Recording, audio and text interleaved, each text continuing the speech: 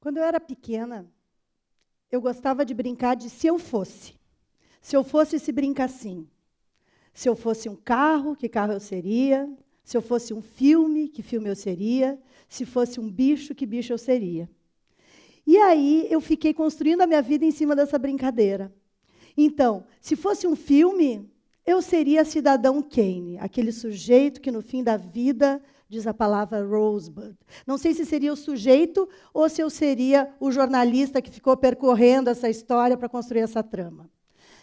Se eu fosse um bicho, eu seria um pinguim, porque eu tive a chance de, mesmo vivendo em Porto Alegre, tendo uma infância aqui, eu conheci um pinguim e brinquei com ele como se ele fosse um cachorro ou um gato.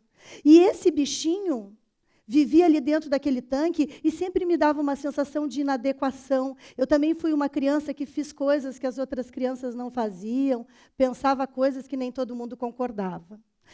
Mas se eu fosse um carro, eu seria uma Kombi.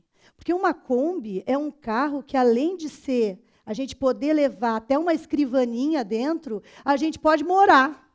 A gente pode levar todos os amigos e sair por aí. Mas, então, juntando isso, o que será que uma Kombi, um pinguim e o filme Cidadão Kane têm em comum? E aí eu volto para o filme. Aquele sujeito que, no último instante, larga aquela bola e diz Rosebud, me fez percorrer muitas palavras durante a minha vida.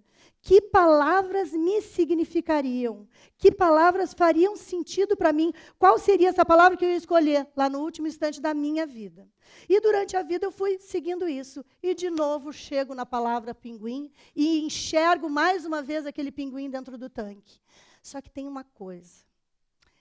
Eu contava essa história. E eu contava essa história para todo mundo. Já contei de jeito engraçado, já contei de jeito dramático, já contei de várias maneiras, só que nunca ninguém acreditou. E, assim, ninguém acreditando, a gente para de contar. Só que parar de contar é um jeito de esquecer. E o que aconteceu comigo? Eu tive a sorte de um dia estar num estádio de futebol lotado e enxergar o sujeito que era dono da casa, que era dono do tanque do pinguim. E disse para o meu marido, para os meus filhos, olha ali, aquele ali também sabe da história do pinguim. O meu filho era criança e foi até ele. Quando ele chegou pertinho, eu fiquei com muito medo daquela história não ser verdade. Imagina se não fosse tudo uma iluminação, fosse um bicho imaginário meu, um amigo imaginário, o meu coelho da Páscoa. Bom, mas não. Quando meu filho virou com um sorriso aqui, eu disse, meu Deus, a história do pinguim é verdadeira e com ela a minha infância. Toda a realidade da minha infância estava recuperada ali naquele minutinho, no minutinho em que eu tive a positividade do pinguim. O que acontece, então? Eu me autorizei a ser escritora. E aí eu comecei a escrever muitas histórias. A primeira história que eu escrevi era um quadro que tinha meninas dentro. A segunda história que eu escrevi era uma menina que vivia dentro de uma caixa. A terceira história que eu escrevi era um menino que vivia dentro de um muro e não tinha como sair. E a quarta história era uma vaca que estava numa cerca e não conseguia sair. Tinha um negócio estranho aí.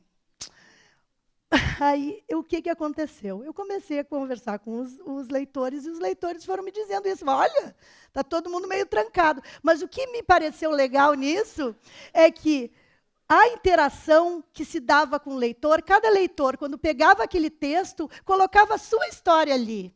Não se conformava com isso. E essa interação que eu vivi como escritora, eu me dei conta que eu também vivia como leitora.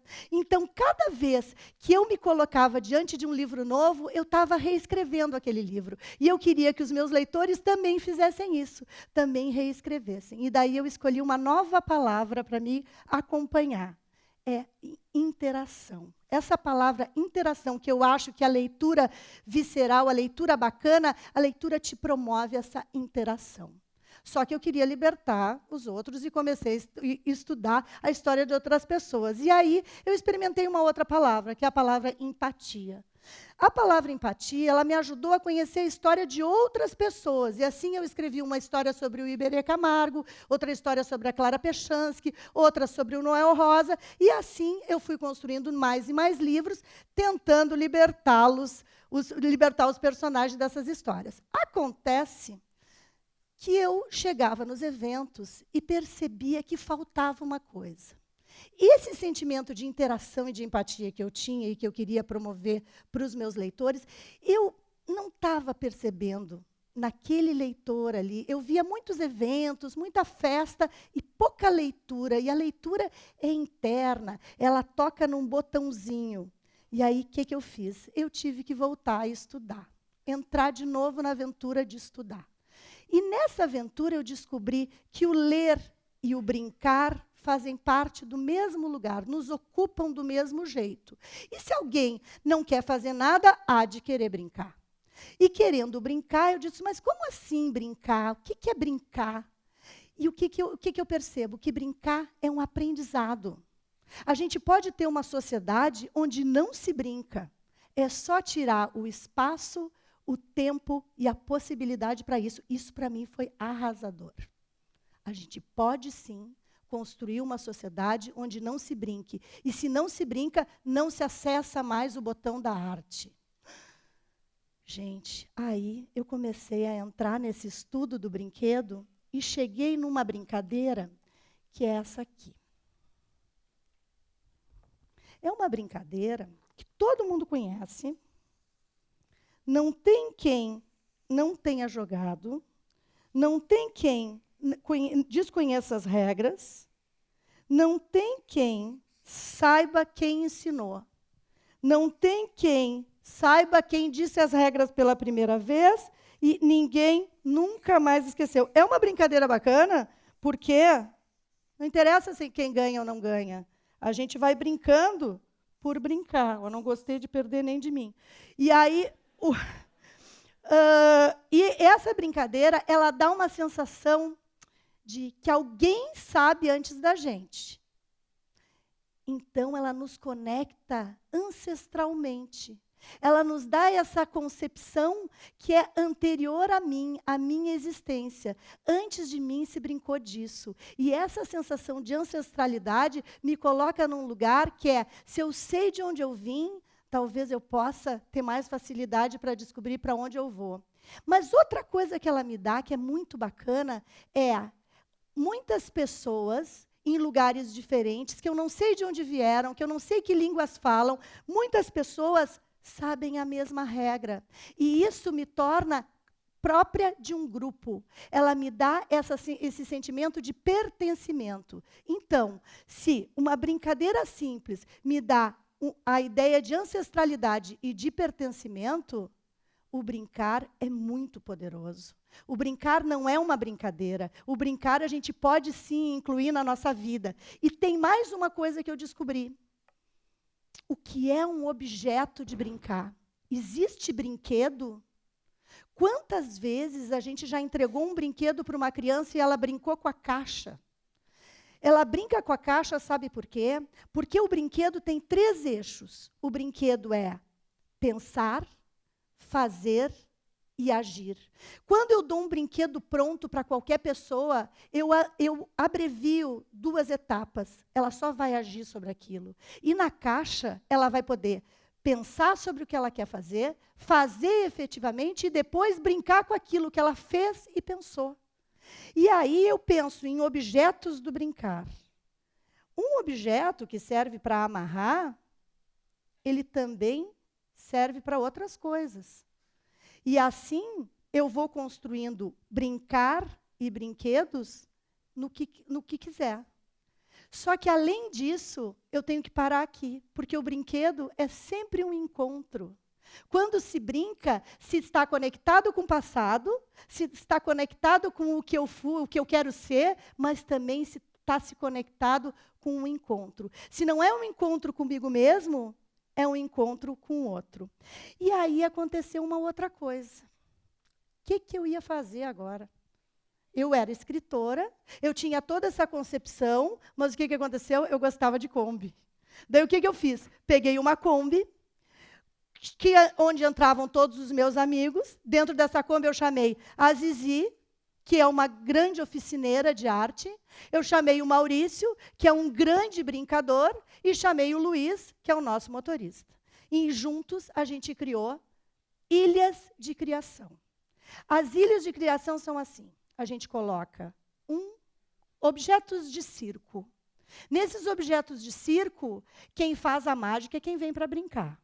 A gente colocou livros únicos, são livros escritos à mão. A gente chamou escritores que têm vida literária, mas ali eles escrevem à mão. São livros para ler. Não é livro para comprar, não é livro para levar, é livro para sentar e ler, usufruir da leitura. A gente tem um espaço que é de um livro interativo. Em vez de páginas, eles são painéis grandões, onde a gente pode ler, olhar e brincar. É possível se fantasiar com a roupa do personagem, é possível montar o cenário, é possível escrever outras histórias. E a gente tem uma ilha de cultura popular. São brinquedos, porque a cultura popular é uma chance da gente viver uma infância de novo. A gente sempre viveu uma nova infância. Então, tem uma ilha de cultura popular, uma ilha de instrumentos musicais e uma ilha onde pode se fazer arte, que tem um museu com quadros e um museu com quadros que comumente estão dentro de um museu, mas que tem arte popular, arte de rua, né? Tem grafite também.